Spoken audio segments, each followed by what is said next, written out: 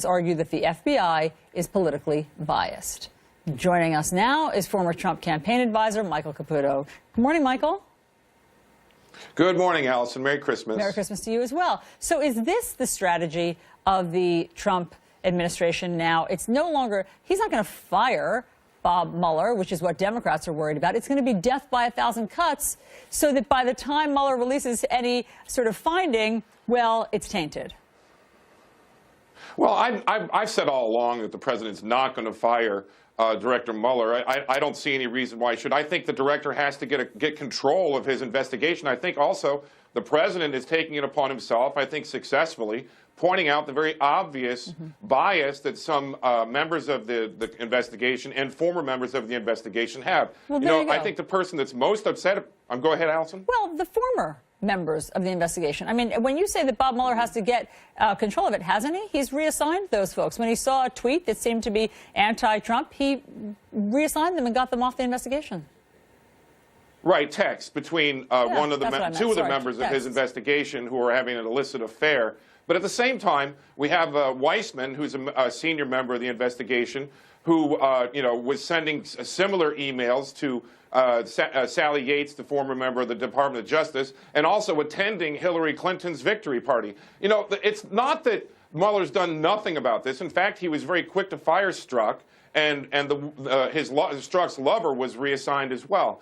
I think that the president is highlighting this bias so that the bias stops. Weissman is still there, and I don't know why he's still there.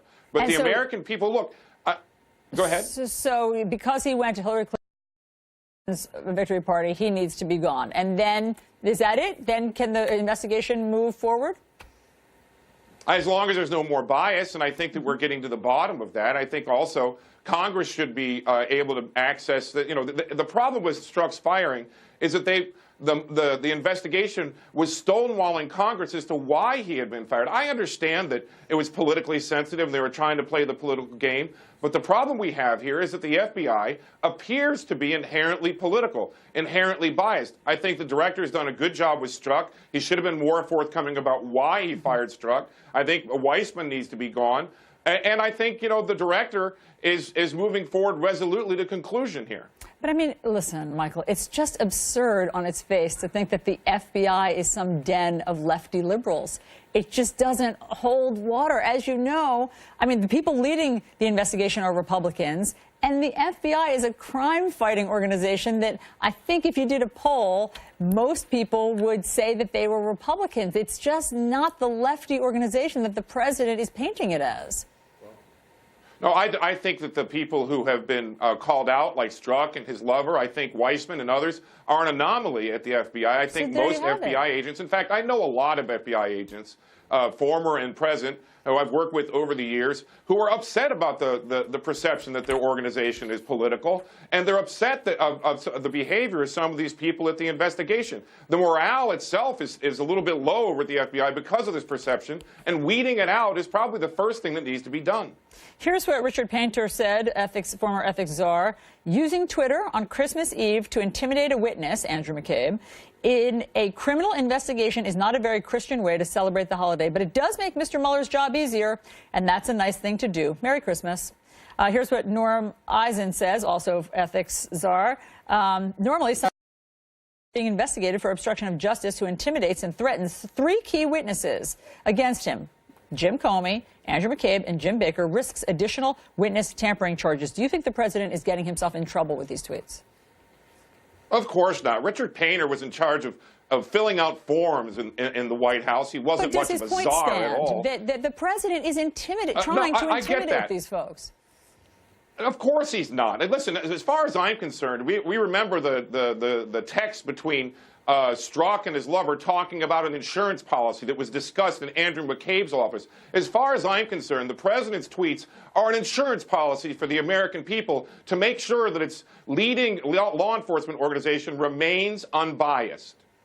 Yeah, except that that's not what he's saying. I mean, he's going after these people personally. You don't think that that is somehow having a chilling effect, or that it could be in the eyes of the law? I don't think he's going after them personally. He's going after them professionally. He's not talking about what they're doing at home. He's talking about what they're doing at work. Well, and yeah, the but American he's made up nicknames for them. Leakin' Comey, you know, he has all of these nicknames for them that seem to suggest their character. But the point is that this is an investigation, and the president is inserting himself into the middle of the investigation. Which is nothing different than what has gone on during, let's say, for example, the Ken Starr investigation. This is politics as usual. I know that's disappointing for some people, but the president is highlighting this bias to the American people for a good reason. If there's going to be an investigation, it must be unbiased, and I believe Director Mueller has done something about that, but he needs to do more. Do you think because Andrew McCabe, deputy director, do you think because Andrew McCabe's wife had political aspirations that Andrew McCabe can't do his job?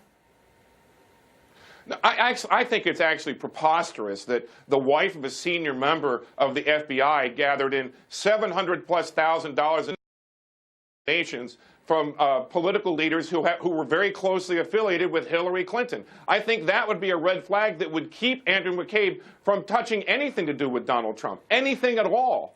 But, you know, this is an odd world, and I think during the time when Hillary and Bill Clinton had a death grip on Washington, McCabe thought it was just fine. It's not just fine. American people understand that when your wife runs for office and she gets most of her donations from a political class that is highly partisan, it's something that needs to be looked at. So if if the wife has political aspirations, that renders her husband incapable of doing his job.